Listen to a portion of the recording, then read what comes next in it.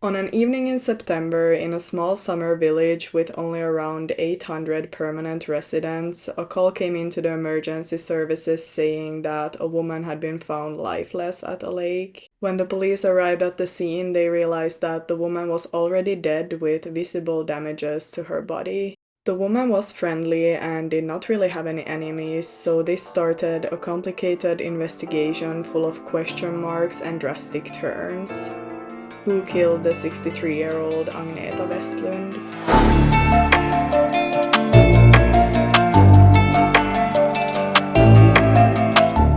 So hello everyone and welcome to my channel. My name is Elin and on this channel I cover true crime cases that have occurred in the Nordic countries. I'm so sorry that there was not any new video out last week. I was having some technical issues, as you could probably hear in my last video, but now I think it's fixed and hopefully I will be able to post this video. There are not really any content warnings for this case, but there is pretty detailed information, so if that's something that you don't want to watch, then I suggest you click out of this video right now. If you like my channel, please subscribe, and now let's get into the case that happened in Sweden.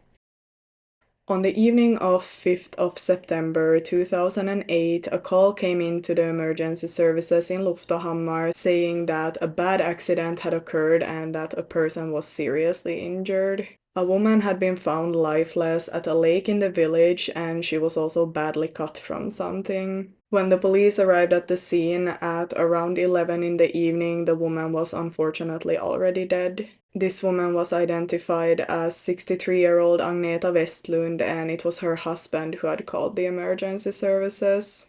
When the police came to the crime scene, Agneta's 68-year-old husband was already there. At the scene, there was also a white plastic boat, and Agneta's body was located on the right side of it. She was laying on her back with her head up towards the shore, and she had wounds all over her body. A little bit further up on the shore, there was a tree that was pretty much covered in blood and also a watch, so the police immediately believed that whatever had happened had started further up on the shore.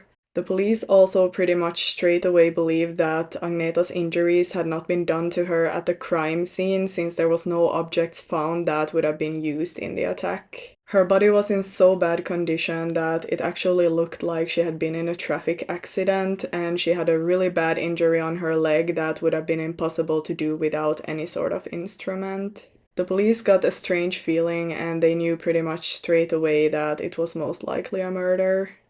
So Agneta's husband Ingemar told the police that Agneta had went out for an evening walk with their puppy called Jocke, but then never came back home.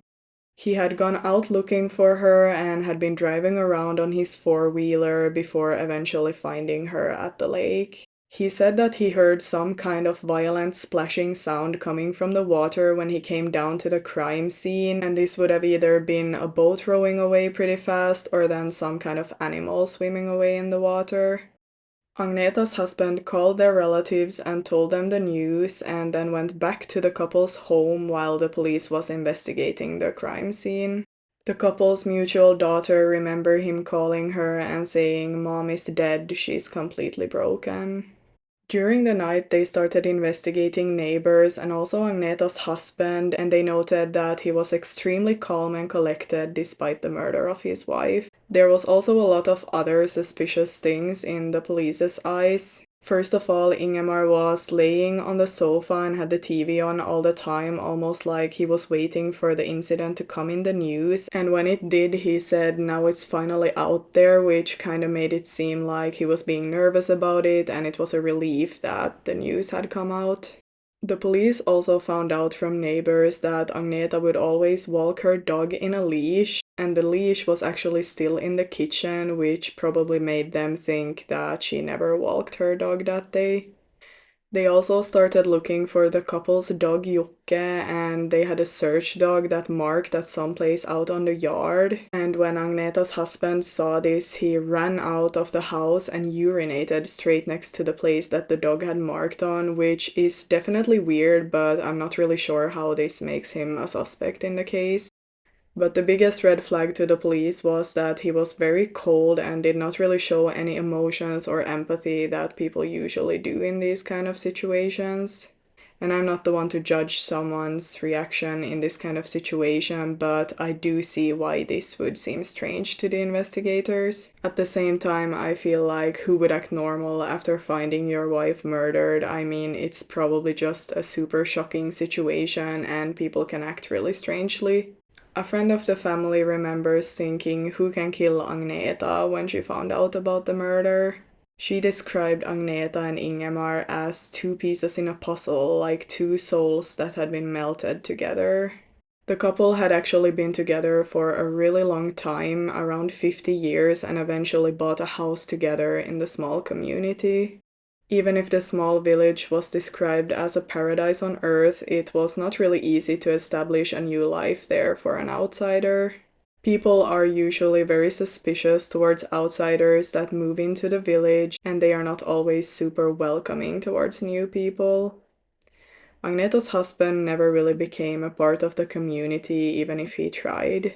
So it seems like he was not really the most popular person in the community, which I do think that could have definitely made the police more suspicious towards him. So Agneta's husband was brought into the police station for further questioning, and he was actually arrested as a suspect in the case. In the questioning, he told the investigators that it had been a regular day. He came home around 4:30 and they decided that they would eat later, and he went out to cut the lawn.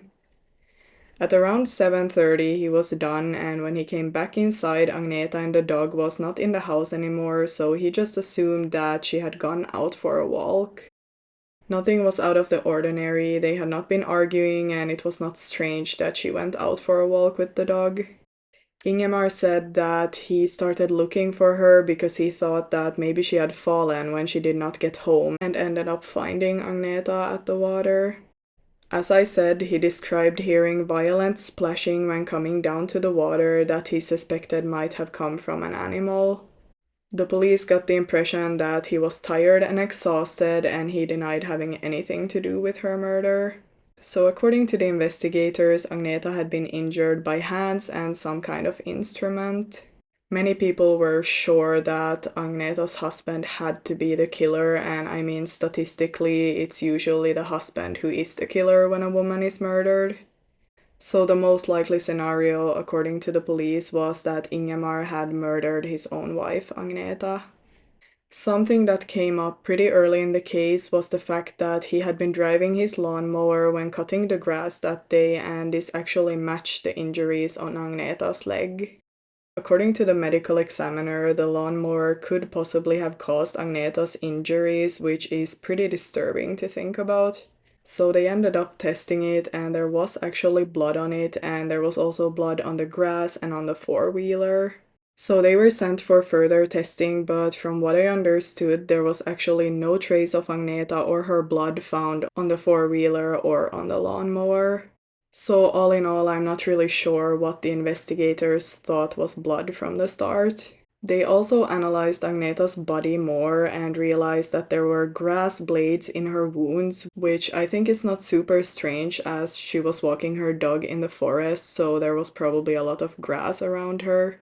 But her wounds on the back also matched her being ran over by the lawnmower. And when Agneta's husband was confronted with this, he said that sounds completely unlikely. The family actually had connections to a well-known and pretty good lawyer in Sweden who actually decided to represent Ingemar in the case. After being arrested for 10 days, he was released as they did not have enough evidence against him, but he was basically still a suspect. Some people believe that the police were locked on the theory that Ingemar killed Agneta with the lawnmower, and that the gossip in the small village led to even more suspicion towards him. Others were pretty sure that he was guilty, and the police were still suspicious towards him. On the 11th of November, so 2 months after Agneta's death, her funeral was held. The funeral was held by Agneta's husband and their two children, and he was at this point still a suspect in the case. The family described this as being the hardest part for him, to bury Agneta while still being a suspect by most people in the room, and apparently it's something that he still to this day talks about. After around 3 months, the police again started investigating Ingemar as they had no other suspects or leads in the case. They also decided to make a reconstruction of that day where he was supposed to show the investigators exactly what happened that night. In this footage, Ingemar was visibly upset and he actually started crying when showing them how he found her body. And I can honestly say that I was pretty suspicious towards him at first when I did my research, but after seeing the reconstruction, I was pretty sure that this man is innocent. And it was pretty heartbreaking to watch him go through that situation without any empathy from the investigators, as they pretty much thought that he was guilty. Basically, the police at this point had no technical evidence and no confession, but they still suspected him and they did not really look into any other theory. So the police now decided to test the lawnmower once again, and they did this by putting jeans on a pig's body that they ran over with the lawnmower to check if it got similar damages. And can I just say, the extent that these investigators went just to prove this lawnmower theory is pretty entertaining. But anyway, at first they did not even get on top of the pig as it was too high, so basically it was just pushed in front of the lawnmower. They then tried backing onto the pig and it turned out to be very similar damages as to Agneta's body. 5 months after the murder, the police finally announced that the lawnmower was not the murder weapon and therefore Ingemar was no longer connected to the crime in any way. Now people in the community got confused and started to wonder if it was not Agneta's husband, then who was it? I mean, that basically made the murderer a free man. The police continued their investigation for another suspect, but they found nothing. A little over a year after Agneta's death, the police finally had their conclusion about what happened to Agneta that night, and can I just say that the investigation had taken a big turn. It now came out that there had been a hair in Agneta's eye and on other parts of her body that was not a match to the couple's dog. After further testing, they got an answer that it was from some type of deer, but it was still unclear how it ended up on Agneta. Apparently, one of the officers had crashed with a deer on the way to the crime scene, so it could have been from that, but others believed that it was not from the police. Anyway, there had been traces of mooses being in the area, and for people who don't know, a moose is an animal that's pretty common in the Nordic forests, but it's usually harmless to people unless it's crashing into your car. The moose is actually the largest of the deer species in Europe, and they can grow up to 3 meters long, and their height at the shoulders can be over 2 meters. A male moose can weigh from 260 kilograms to 700 kilograms, so that's pretty huge, and their weight is the reason why they are so dangerous in traffic here in the Nordic countries. I mean, imagine driving full speed into a 700 kilogram moose. It makes a lot of damage to the car, and people often die from this. As I said, they are otherwise usually harmless and slow-moving, but a moose can become aggressive and move quickly if it's angered or startled. A male moose has big horns on the top of its head, and the widest spread horn was over 2 meters across, while the heaviest weight has been 36 kilograms. Moose feet have 2 hooves, so they usually leave a visible footprint on the ground where they walk. Basically, the theory now was that maybe some kind of animal, possibly a moose, attacked Agneta that night. Experts now came out saying that her damages could have matched a moose attacking her, so her jacket was sent in for testing and they ended up finding saliva from a moose on it. So the police now believe that Agneta went out for a walk with her dog Jocke and maybe she let him run loose and he started barking, so she walked there and saw a moose and maybe it was attacking the dog. They believe that whatever happened, she probably ended up picking up the dog and this made the moose run towards her, so she fell. If she fell, the situation got super dangerous and fast. The moose probably started stamping on her and using its horn to attack her until she eventually passed away from this. The investigators now believe that it was not the lawnmower that caused the damages to Agneta's body, it was the hooves from the moose. Some sources stated that the moose could have been eating some apples that were fermented, and that would have affected the moose in a similar way that alcohol affects a human, so basically the moose would have been drunk.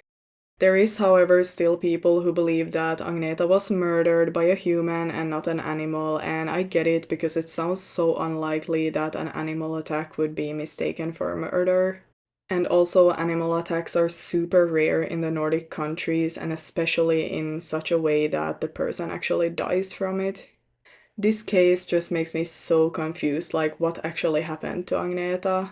I feel like Agneta's husband was genuinely upset in the footage that I saw, and I therefore believe that he was either innocent or possibly it was some kind of accident. And even if it's super rare in the Nordic countries, as I said, I do probably lean towards the theory that it was the moose attacking Agneta. I just see no reason why Agneta's husband would drive over her with the lawnmower. And experts also say that it would be hard killing someone that way. So in that case, I believe that it would have been some kind of way to dispose of her body, even if I don't think that that's what happened.